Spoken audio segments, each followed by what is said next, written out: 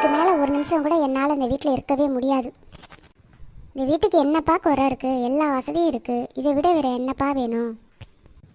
Daddy, நான் இந்த வீட்டில் இருக்க மாட்டேன். எனக்கு இந்த வீடெல்லாம் போர் அடிச்சிருச்சு.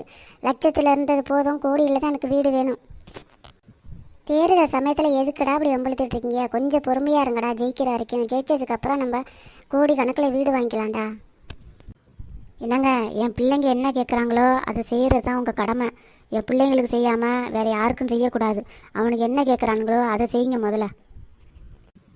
நீயே ஏன்டி புரிஞ்சுக்க மாட்டேங்கிற? புரிஞ்சுக்காமல் பேசுகிற? தேர்தல் சமயத்தில் நம்ம புது வீடு வாங்கினோன்னா எல்லாருக்கும் சந்தேகம் வந்துடும். தேர்தல் முடிஞ்சு ஒரு 6 மாதம் ஆகட்டும், அதுக்கப்புறம் வாங்கி தரேன் கண்டிப்பாக. உங்களுக்கு செய்யாமல் யாருக்கு செய்ய போகிறேன்? உங்களுக்காக தானே தேர்தலில் நிற்கிறேன். என் கேர்ள் ஃப்ரெண்டு என்னை பற்றி கேட்குறா, என்ன உங்கள் வீடு பழைய வீடு மாதிரி இருக்குது, நல்ல வீடே உங்களுக்கு இல்லையான்னு கேட்குறா. என்னடா மகனை இப்படி சொல்கிற? உனக்கு 50 லட்சம், அவனுக்கு 50 லட்சம் போட்டு புது வீடு கட்டி கொடுத்துருக்கேன். 4 வருஷம் தான் ஆகுது. இதை போய் பழைய வீடுன்னு சொல்கிற? இதை விட நம்ம கூரை வீட்டில் இருந்து வந்தோம். அதெல்லாம் நினச்சி பாருங்கடா கொஞ்சம். டாடி, பழசெல்லாம் நினச்சிட்டே இருந்தனா வாழ்க்கையில் முன்னேற முடியாது. உங்களால் முடியுமா முடியாதா? என் பிள்ளைங்க கல்லேருந்து ஒரு சொட்டு தண்ணி கூட வரக்கூடாது. அதை என்னால் தாங்கிக்க முடியாது. என்ன பண்ணுவீங்களோ ஏது பண்ணுவீங்களோ தெரியாது. கோடிக்கணக்கில் வீடு வாங்கி கொடுக்குறீங்க. உங்களுக்கு இப்போ வீடு வாங்கி கொடுத்தனா தலையில் துண்டை போட்டுக்கிட்டு போக வேண்டியதான். தேர்தல் சமயத்தில் அமைதியாக இருங்க. தேர்தலுக்கு நிறையா செலவு இருக்குது.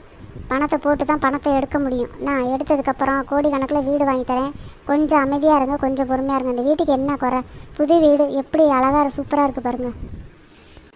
டேடி, சொன்ன டைலாக்கே சொல்லிகிட்டு இருக்காதீங்க. வீடு வாங்கி கொடுங்க. என் பிள்ளைங்களுக்கு வீடு வாங்கி கொடுக்கலன்னா அந்த வீட்லேயே இருக்க மாட்டேன். போகிறேன் எங்கள் அம்மா வீட்டுக்கு. இப்போ நான் உங்களுக்கு வீடு வாங்கி கொடுத்தேன்னா நான் மாமியார் வீட்டுக்கு தான் போகணும். பேசாமல் இருங்கடி, வாங்கி தொலைக்கிறேன். நீங்கள் எப்போ வீடு வாங்கி கொடுக்குறீங்களோ அப்போ நான் அந்த வீட்டுக்கு வரேன். அது வரைக்கும் இந்த வீட்டு பக்கம் நான் வரவே மாட்டேன். Bye daddy. தம்பி, போகாதப்பா, சொல்கிறத கேளுப்பா. இந்த தேர்தலில் நானே ஜெயிக்கிறேன் என்னமோ தெரியல, எனக்கே படபடன்னு வருது. இதுங்க வேற உயிரை எடுக்குதுங்க. அரசியலில் இதெல்லாம் சாதாரணமப்பா. நல்லா இருப்போம், எல்லாரும் நல்லா இருப்போம்.